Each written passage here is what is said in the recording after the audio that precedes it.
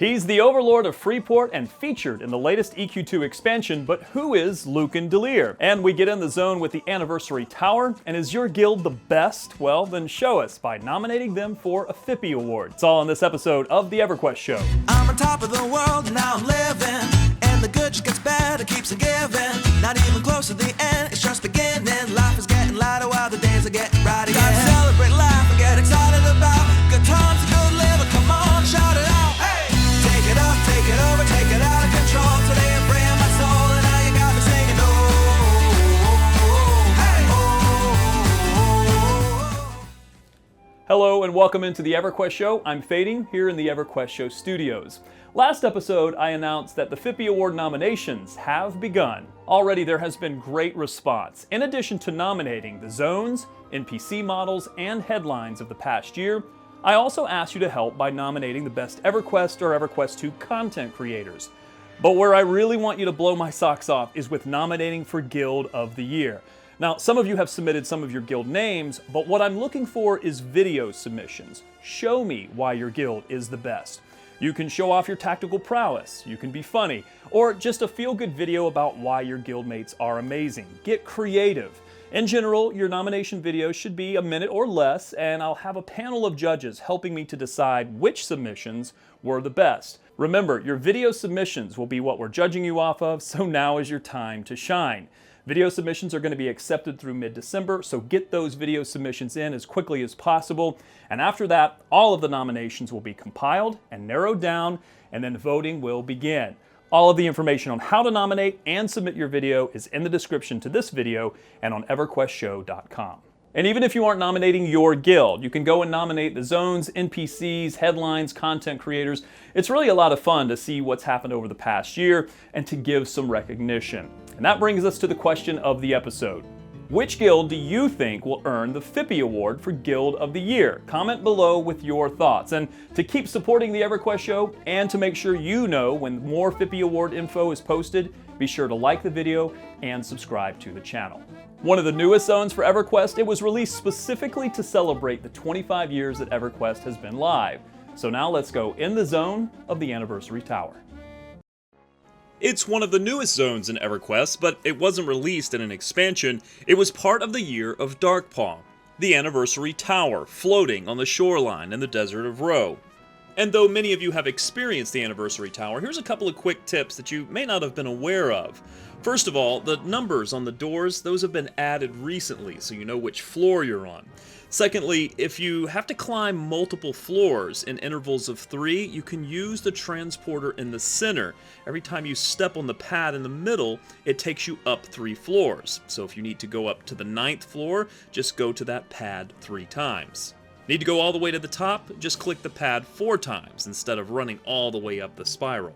Hopefully earlier in the year you were able to snag the free clicky that allows you to teleport to North Row right in front of the entrance to the tower, but if you weren't, it is still available in the marketplace, although you will have to pay Daybreak cash for it. And finally, if you're sick of carrying around those clicky keys that trigger the quests for each floor of the tower, you can turn those in to the little robot here on the first floor. He's going to give you a quest in which you turn in the keys, and then they're no longer in your inventory. You'll also get an achievement, and anytime you want to do one of the floors of the tower, simply talk to the robot and tell him which quest you want to do. All floors of the tower are now unlocked, and spoiler alert, look away if you don't want to see who's at the top of the tower. It's a familiar foe that you'll face at the top of the Anniversary Tower.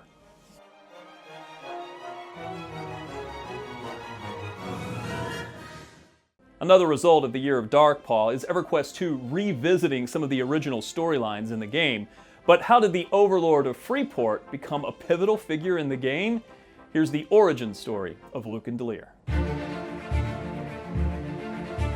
The popularity of EverQuest was apparent pretty early on, and not long after the launch of the original game, the idea of creating a sequel began to bubble up, because that's how the game industry worked up to that point. Live games, as a service, weren't really a concept just yet. You know, if you think something's going to go for 2 decades, you don't launch a sequel to it, start thinking about a year and a half in. But every other game, how do you follow it up? You go make another version of that. The whole reason EverQuest II started up was we thought by the time it came out, EverQuest I would be dead. that nobody would be playing it anymore. And so, with that in mind, developers set about creating the next EverQuest game. But with a game as rich and vast as EverQuest, where do you begin? So I asked one of the original developers to talk about those early days of EQ2. I'm Anthony Garcia, better known as Valen. That's what most EQ people know me as. And if that name sounds familiar, well, it should. By the way, if you haven't figured out where the name Valen came from, the hint is in Tony's shirt. But that name also may be familiar because Valen appears in-game. Tony is responsible for a lot of the original content, quests, and lore of the game, building upon what was given to him by Bill Trost and Brad McQuaid. Bill was like, oh, you'd be perfect for this, because during our D&D days, we would each have adventures that we'd create, and we knew we were both in the same mindset. And those early D&D campaigns of some of the original EverQuest developers would become key in piecing together the lore of the game.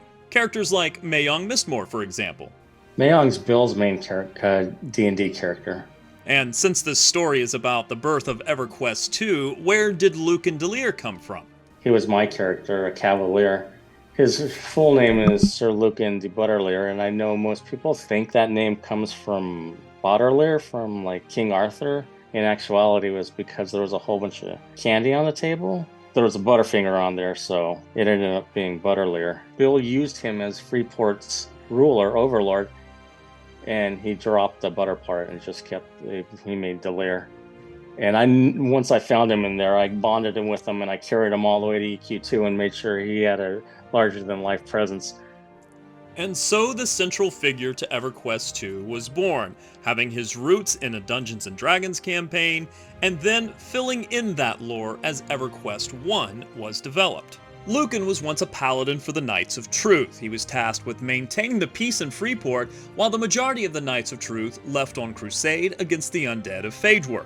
While those knights were away, Lucan set about creating a volunteer police force he called the Freeport Militia, sometimes with individuals that were not the pillar of Freeport society. Eventually, Lucan broke away from the Knights of Truth, but the loyal followers of the Freeport Militia elevated him to a central figure of power within the city. So how did Sir Lucan become Overlord Lucan D'lere 500 years in the future? Now sharpen your steel and prepare for the battles that lie ahead. Well, we have to understand what happened with the development of EverQuest II. At one time, it was just going to be what EverQuest was, with better graphics and seeing if we could port everything over as is, even quests and everything into it. And then we said, well, let's just go to the future, which would be fun, and we'll be a different age, and we'll do that. And it wasn't intended to be a split in time. Things really changed a lot during EverQuest II. Because at one time we were even talking about your character was going to be a descendant of your EverQuest character, and you would come into the world with maybe items or something that you might have had from EverQuest I, which would have been kind of cool. But it changed. So many things changed. And slowly as you go on and you're building, it was a lot easier to build a game in EverQuest I's time than EverQuest II, especially when you choose a art style that's totally based in realism. That's incredibly tough. That's why we ended up, if you've played EverQuest II, you ended up with Shattered Lands. It was never supposed to be shattered because we wanted the whole continent there, but at some point we had to choose and do something to the lore that wrecked the whole place because we couldn't complete in a contiguous Antonica. It was impossible. So with the vision for EverQuest II set and Tony on board to help with the lore of EverQuest II, which character should come to mind to play the antagonist of the game? Citizens of Freeport, servants of D'lere, Lucan is law. As the timeline progressed and the time went further and further away, I didn't want a descendant of him. I wanted him, but I want people who come into the world to know, this is Lucan right here. It's the same guy. So for Lucan to be around 500 years in the future, Lucan became a revenant, a type of lich in EverQuest. I have no time to mourn the weak and the dead. And a shiny new EverQuest had to have some new features. So the developers employed voice acting, and they brought in some pretty big names. Playing the part of Antonia Bale was Heather Graham, and Lucan D'lere, that was played by none other than Christopher Lee. It is vocal acting, which is probably more difficult to do than anything else, because whatever I say has got to fit the character I play. In this interview from the making of EverQuest II, Lee talks about what it's like to play Lucan D'lere. He is an overlord. He is a tyrant. He's a dictator. That's like my favorite thing, because it's like, wow, here's my D&D character. And then I love that an actor that I grew up watching all his movies as a nerd, you know, all the vampire movies, he did his voice. And so the Shattered Lands became the setting for EverQuest II, set 500 years in the future, with Lucan D'lere as the main antagonist as the Overlord and ruler of Freeport.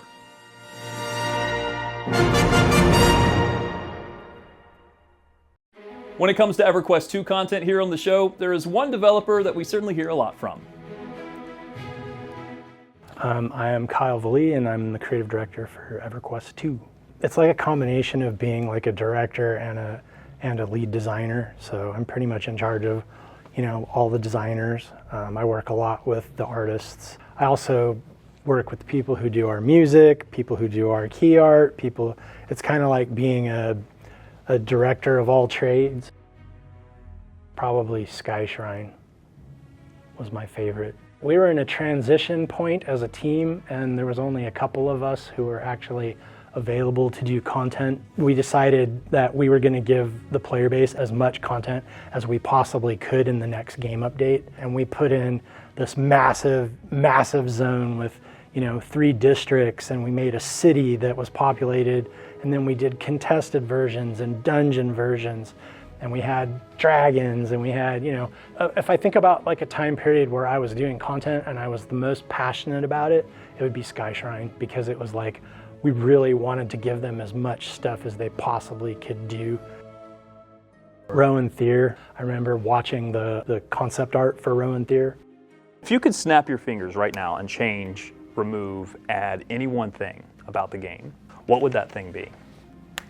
I would remove the stat consolidation that we did once upon a time. As a player, I liked the original EverQuest II. I liked that each stat did something. I liked that I could make a glass cannon Shadow Knight wearing all cloth armor that had int on it and go and blow things up, because the int was exponentially powerful to my spells. So, you know, I liked that each stat did something and it meant something. What do you think is the most revolutionary addition to the game? We did add mercenaries. That was huge. I think mercenaries were great for the game. They're fun for players who want to solo. They're also fun for players that want to have, you know, a small group. Really cool. But I'd probably say, like, of all the features that we've done that still matter and that we care about, probably mercenaries. It's one of those features that, like, I have so many ideas that I would love to do to expand on mercenaries if we had time. You know, make it so that mercenaries actually, you know, have homes and they remember where they've gone and they can offer quests and stuff like that. In addition to some of those nominations for the Fippies, I'm also looking for assistance with the EverQuest show. This show is entirely a fan project. It is not monetized. I am not employed, paid, or compensated by Daybreak in any way, and it's done almost entirely by myself. So I'm always looking for help and some story ideas. So if you want to get involved with helping to produce the EverQuest show, just go to EverQuestShow.com to see how you can help. Hikaro here with a tip for new and returning players to original EverQuest. If you are heading to a zone but don't know how to get there, you can use the in-game zone guide. Just open your map using the M key, which is the default bound key, and click the button labeled Zone Guide in the upper right corner. Search for your destination zone and set it as your endpoint by clicking Set End. The game will map out a path from where you are to your destination, zone by zone. In addition to this use, the Zone Guide window can be used to find zones for your level and sort zones by expansion or region. If this helps you out, let us know in the comment section, and don't hesitate to share tips you want us to share in the future. So you can assist with content, you can help to write, produce, or edit the show. I'm always looking for more help, and I want to see those submissions. You still have time to get a video submission in to nominate your guild for a Fippy Award for Guild of the Year. Make sure you check the video description for the link. Like the video, subscribe to the channel. You know the deal. Thank you so much for watching, and I'll see you in Norrath. We gotta be the best we can be. And though sometimes we don't want to, still we gotta chase our dreams. Reach up and reach high, because we're gonna pull through and give it all we got, even though it can seem hard to catch and make it happen, but we